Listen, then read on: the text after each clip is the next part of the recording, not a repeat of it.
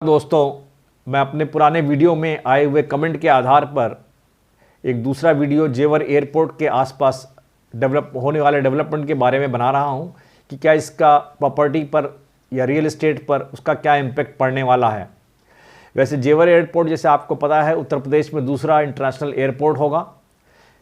उसके पहले जो इंटरनेशनल एयरपोर्ट लखनऊ में है और एक वाराणसी में है, और 3 और इंटरनेशनल एयरपोर्ट बनाने की उत्तर प्रदेश सरकार की योजना है। एक अयोध्या में और एक कुशीनगर जो गोरखपुर के आसपास है। ये एयरपोर्ट, इस एयरपोर्ट का जो फर्स्ट फेज़ है जेवर एयरपोर्ट का, उसकी अप्रूवल भी रेगुलेटरी अथॉरिटी जो सिविल एविएशन सिक्योरिटी की है, जिसको बोलते हैं bureau of civil aviation security, ने इसको अप्रूव भी कर दिया है फेज़ 1 के लिए। और ये आशा है कि 2023 तक बनकर तैयार हो जाएगा। और इसी तरह से यूपी में इसको मिला के करीब 5 एयरपोर्ट हो जाएंगे। और अब ऐसा माना जाता है कि इसके कंप्लीशन के बाद में कि लगभग 1 करोड़ लोग इसमें प्रतिवर्ष इसका उपयोग कर पाएंगे। और एक और खुशी की बात ध्यान देने की बात है कि ये दूसरा इंटरनेशनल एयरपोर्ट होगा एनसीआर रीजन के अंदर, जो विदिन 2 किलोमीटर के अंदर में ही, 100 किलोमीटर के अंदर में ही एक दूसरा एयरपोर्ट आपको मिल रहा है। अब इसकी वजह से इसका फ़ायदा क्या होगा, जो वेस्टर्न यूपी से आने वाले लोग थे, जो राजस्थान से आने वाले लोग थे, आगरा, मथुरा या मेरठ से जिनको विदेशों में ट्रैवल करना पड़ता था, तो उनको इंदिरा गांधी इंटरनेशनल एयरपोर्ट दिल्ली के वहाँ पर आना पड़ता था। वहाँ से आकर फ़्लाइट लेके बाहर जाते थे। उससे उनका समय बहुत लगता था और कॉस्ट भी, ट्रैवल टाइम भी बहुत लग जाता था इसके अंदर। तो इससे इनको भी बेनिफिट होगा।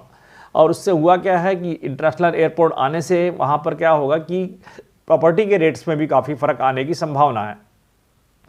अब ये देखिए, जो लैंड रेट वहाँ पर अभी जेवर के आसपास था, वो 1200 से 2400 रुपये पर स्क्वायर फीट के आसपास का रेट है।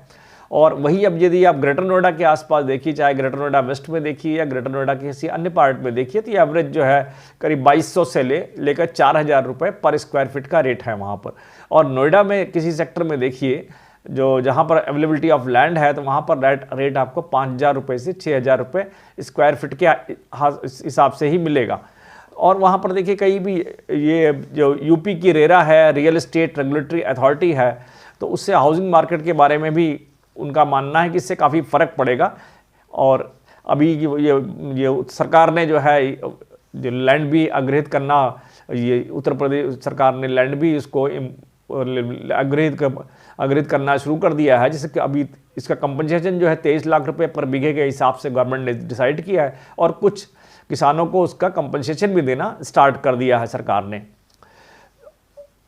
जो पहले में यदि अब देखा जाए, यही लैंड जो वहाँ पर 3.5 से लेकर 5 लाख रुपए बीघा के आसपास मिल जाता था। तो अभी हाल में इसमें काफ़ी डेवलपमेंट हुआ है, काफ़ी फ़र्क पाया है। और इसको देखकर लग रहा है कि काफ़ी कुछ फ़र्क रियल एस्टेट पे भी आने वाला है। लेकिन किसी का नज़रिया यदि बिल्कुल स्मॉल रन में हो, शॉर्ट रन में हो, तो उसमें इन्वेस्ट करने से उसको बचना चाहिए। यदि आपका रवैया उसमें लॉन्ग रन में है, मतलब आपका हॉरिजन 5 से 7 साल या 10 साल का है, तो डेफिनेटली आप 70 से लेकर 100% के आसपास तक का प्रॉफिट पा सकते हैं वहाँ पर।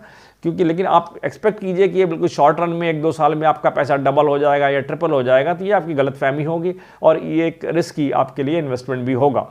क्योंकि हुआ क्या है, वहाँ पर जो हाउसिंग प्रोजेक्ट की बात है कि हाउसिंग प्रोजेक्ट में ऐसा आशा नहीं कि बहुत सारे डेवलपर वहाँ पर फिर आ जाएंगे कि और आके जल्दी जल्दी काम स्टार्ट कर देंगे। क्योंकि बहुत सारे जो है प्रोजेक्ट अंडर प्रेशर ऑलरेडी हैं जो डिलीवर नहीं हो पाए हैं।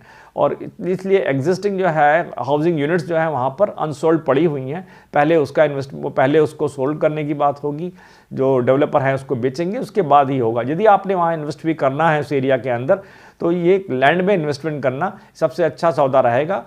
उसमें आपको अप्रिसिएशन मिल सकता है। लेकिन फिर वही हॉरिजन की बात है, हॉरिजन आपका 5 से 7 साल या 10 साल का होना चाहिए। तो डेफिनेटली आप बहुत अच्छा पैसा बनाएंगे। और लेकिन आपको लैंड लेने से पहले क्या होगा, पेपर की स्क्रूटनी बहुत कायदे से करनी है। और यदि संभव है, कोई भी प्रॉपर्टी आप यदि वहाँ पर खरीद रहे हैं, तो आप कोशिश कीजिए उसका एक पार्ट, चाहे 10% या 5% या 20% या 25% उसका बैंक से लोन कराएं। क्योंकि उससे क्या होगा, बैंक भी आपके पेपर को प्रॉपरली चेक कर लेगा और उसकी जो पेपर सही होंगे उसके बाद ही आपको नेशनलाइज बैंक कोई लोन देगा। तो उससे आपके एक डबल चेक हो जाएगा। डबल चेक पे के बाद आपको लेने में उसको एक फ़ायदा होगा। आशा जानकारी आपको अच्छी लगेगी और आप जेवर के आसपास इन्वेस्टमेंट करने से पहले जरूर सोचेंगे। धन्यवाद।